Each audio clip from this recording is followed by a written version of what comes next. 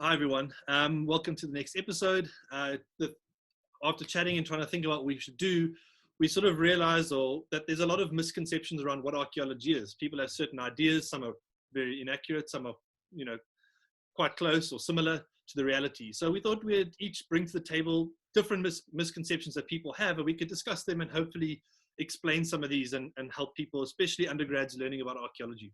So the one we'll kick off with is that archaeologists in popular media is very similar to archaeologists in real life. I think we'd all like to say yes. Certainly The Rock in Jumanji and me are quite similar, but seriously, I couldn't not do it, sorry. But very fortunately in archaeology, we do see a lot of representation in the media about us. A lot of industries don't have that at all. So it's quite nice that we are represented, but the representation itself is a lot of the time very problematic. Indiana Jones, Lara Croft. And this is something that people tend to think that as archaeologists, we behave in similar ways to people like Indiana Jones. I hope I don't get struck by lightning by saying this, but Indiana Jones is actually a pretty terrible archaeologist. He's a relic hunter. He destroys a lot of heritage. He doesn't ever apply for a permit. We all apply for permits. So the representation of him as an archaeologist is very far from reality. Lotta, I don't know if you have anything to say on that, because most of the time you think you're Indiana Jones while we're in the field. I don't know. I don't think I'm Indiana Jones. I know, and you'll see in the next few minutes. No, so I mean, you brought up another one, Relic Hunter. That's also another one where it portrays archaeologists and stuff. No, I think obviously one needs to take the Indiana Jones movies with a pinch of salt as well. Let's not forget that it's set in a very specific time period as well. So the main thing is that Indiana Jones portrays archaeologists as people who just go around with guns on their hips as well. Let's not forget that.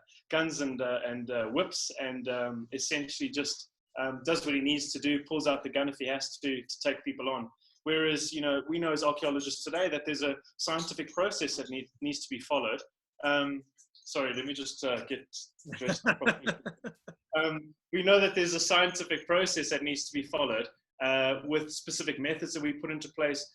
Permitting obviously is one of them as well. So before we can do work in any area, there's a whole process that will come in before we can essentially start digging in the ground or start surveying, gaining access to a property, because often when we do our work, it's on privately owned land, and we obviously need to get permission.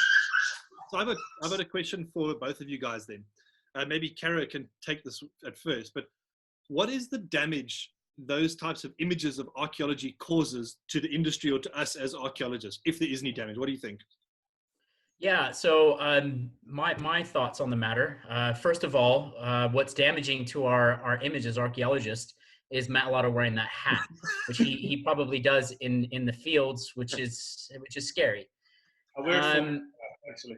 When we look at like images of Indiana Jones and Lara Croft Tomb Raider, this actually is a bit reflective of archaeology from a very specific time period, as Matt Lauder brought up. It's sort of underneath the guise of an antiquarian type of archaeology, where archaeology was connected to colonialism. So like, probably the best example is that many of the relics of ancient Egyptian tombs are in the British Museum. And that's because archaeologists in the 1930s, 40s, 50s who were investigating these tombs would capture those, sort of very famous relics and bring them back to the museum, much as we see Indiana Jones doing. Some of the pieces of the Parthenon in Athens are sitting in the British Museum for the same reason. And so it is harmful in the sense that it creates this sort of identity of the archaeologist as somebody who is focused on capturing another country's heritage and bringing it back to their own as a way to display what they have found in a particular country. And that country now no longer has, immediate access to their own heritage. So I think in that way, it's quite damaging. As romantic and as fun as the Indiana Jones movies are, for the adventures that he goes on in temples and things like that, you know, the reality of archaeology portraying that type of sentiment, that somehow because an archaeologist is in a country operating under the banner of a colonialist empire, that they somehow have rights to those artifacts. And that's simply not the archaeology that we host today, or the way that we conceptualize the field today. Yeah, and to add to that, I think one of the issues that it creates is the value that gets placed in singular items. When we as archaeologists know that it's not about finding the one relic or something like that, it's about an entire assemblage and how all these little different parts fit together to help us answer questions about the past. In a program like Lara Croft, Indiana Jones, and there's many others, our goal is also to learn more about the past, not just to collect what we see as valuable items of the past. And that doesn't really come through very strongly in a lot of these programs. The goal of our work, it's research question driven, and we want to learn something about the past, and we use artifacts to do that. You know, so that doesn't come through at all. And especially in programs, the other side of the media coin are the ancient aliens type programs, which, yeah, that's on just another level. But thanks. So, Kara, do you want to take away your question then? Yeah, so a question that I get asked a lot, quite innocently, is do we come from monkeys? You know, sort of hinting upon our evolutionary phylogenetics, the systematics behind that. And another sort of coupled question is, if we do come from chimpanzees, why are there still chimpanzees? Why are they not busy evolving into humans? And so I often get asked this type of question at an undergraduate level, and it's a simple misconception. First of all, we don't come from monkeys. What we come from is a last common ancestor we share with chimpanzees. Let's say in the neighborhood of 7 to 9 million years ago, in the Miocene era, there was a last common ancestor that in its evolution split and formed that split between the lineage that now comprises chimpanzees and the lineage that comprise what we call hominins, or upright walking apes, the bipedal apes, that would eventually evolve into us as humans. So apes are connected to the monkey lineage through the primate order, but we do not stem from monkeys directly. And we are not evolved from chimpanzees. We are evolved from a last common ancestor we share with chimpanzees. Okay. Yeah, I think that's something that a lot of people, I get that as well, even though it's much more removed from my field than it is yours. But the idea that, you know, evolution, you can't explain it because chimpanzees are still chimpanzees and we're humans. So it's really nice that you've addressed that. I think it's a really important thing to talk about, because there's a total lack of understanding, you know, when it comes to this. So, Kara, just to come back to the fact that obviously monkeys and chimps are still around, is the fact that, so there was that split early on, and then we both continued across separate lineages? Yeah, and you know, most of what's driving the sort of progression in the hominid lineage is the fact that, you know, we exploited different types of environments. If you look at where chimpanzees are living nowadays, they seem to be very well adapted or closely connected to very specific types of environments.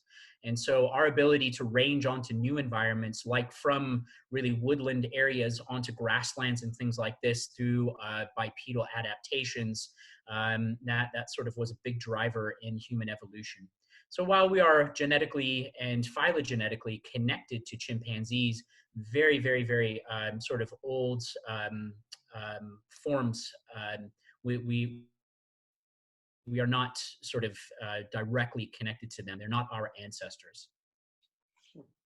Okay, great. Thanks for that. And sorry, Matt, can you just unpack a little bit more the difference in the genetic relationship between us? It seems like such a tiny difference between us and chimpanzees, but we know that it's actually very, very significant.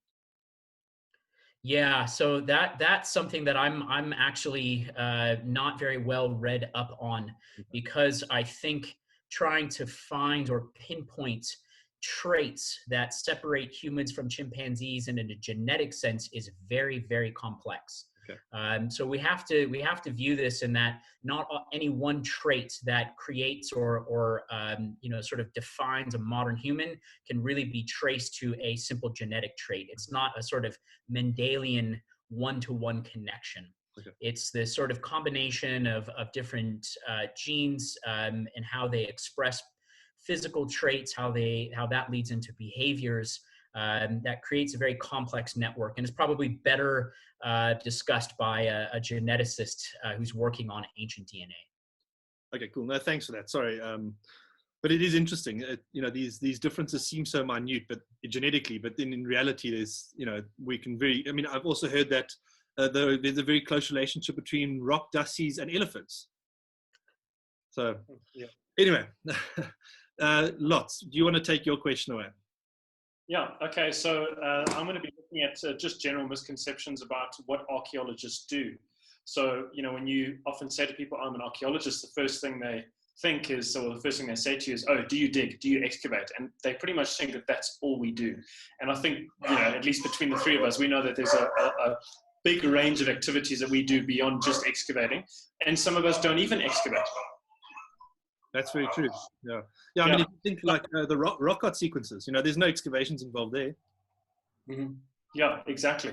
So I think, the thing is that there's a whole series of methodological approaches which archaeologists will use. Excavating is part of it, and it depends entirely upon what you're investigating. A lot of us obviously have specific research specialties. So with me, doing a lot of earlier Stone Age stuff, Matt Caruana as well, working in the cradle, excavating is a large part of our activities, but it's also not something that we do on a continual basis.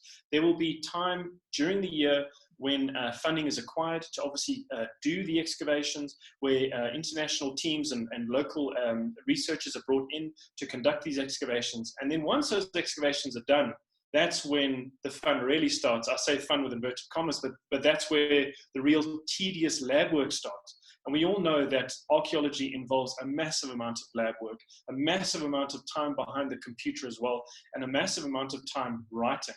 So, as much as perhaps we thought as undergrads coming into archaeology thinking, hey, great, we can literally stick our heads in the sand with this discipline and be very hands-on, there is a large component of archaeology that is very hands-on. The fact that we get to travel, we get to go and survey and see different locations throughout the country and even internationally. But the reality is there is that desktop component where we are stuck behind the computer, either publishing our research, doing heritage reports as well in the corporate sphere. So there's a range of different things that we do. I mean, just in terms of your guys' experience, I mean, what other things could you think I've missed? What else could we chat about in terms of what we do? Well, I think the one thing is, like, certainly, sorry, Cara, I won't be long, but is, when I got into archaeology as well, I thought, this is great. I'm going to do something that gets me outdoors. And the reality is, we actually spend a lot of time indoors in our offices, reading, like you say, applying for funds, getting permits, designing methodologies and so on. The amount of time we spend outdoors is actually quite limited. In fact, I'd probably spend more time outdoors teaching students about archaeology than actually doing the archaeology that I wish I was doing outdoors, So I think, it definitely, I just want to add also, it's not just about the misconception about digging, it's also how we dig. A lot of people don't realize, especially when you're talking about Stone Age excavations, how incredibly slow it is and painstaking when it comes to the procedure behind our excavations. It's not just going into the bush somewhere and digging a hole in the ground and coming back with, this big pile of artifacts. There's a long process in doing all of that. So that's also something that at least you learn along the way. Yeah, and the last thing that I would say is quite crucial to archaeology, which is not connected to excavation, is teaching and training students. So we spend a lot of time in classrooms as well, having to relate the information that that we're doing in our daily lives, or that our colleagues are busy doing around the world. And why it's quite important to do so. It's very time consuming. It's very delicate to supervise students to teach courses as well. And then, sorry, just to the last thing, but is survey work. I mean, think about how much archaeology just ends at the survey. Cultural resource management, a lot of that is surveying, looking for sites that need to be mitigated, assessing these sites, and that's pretty much where most of those projects end. So archaeological surveys is something that I think we often overlook, or we see it as, let's just go and look for some sites in the field, when in reality it can be such a complex field in of itself, and also provide you with data that might even overcome your need to excavate in some instances as well. Absolutely, yeah. So it seems like there's obviously definitely a wide range of activities that we are busy with on a daily basis, but it definitely involves a lot of computer time. So if you are a young student looking at getting into a discipline that you think takes you away from the computer, I'd think very carefully about archaeology. Obviously, we absolutely love it. Yeah. We don't mind sitting behind the computer for extended hours every single day because of the passion that we have for our discipline. But obviously, it does require a lot of time and commitment behind the screen. So yeah, so I think that pretty much wraps up our time. So obviously, thanks everybody for listening today. And yeah, we'll see you guys soon with another episode of Bones and Stones.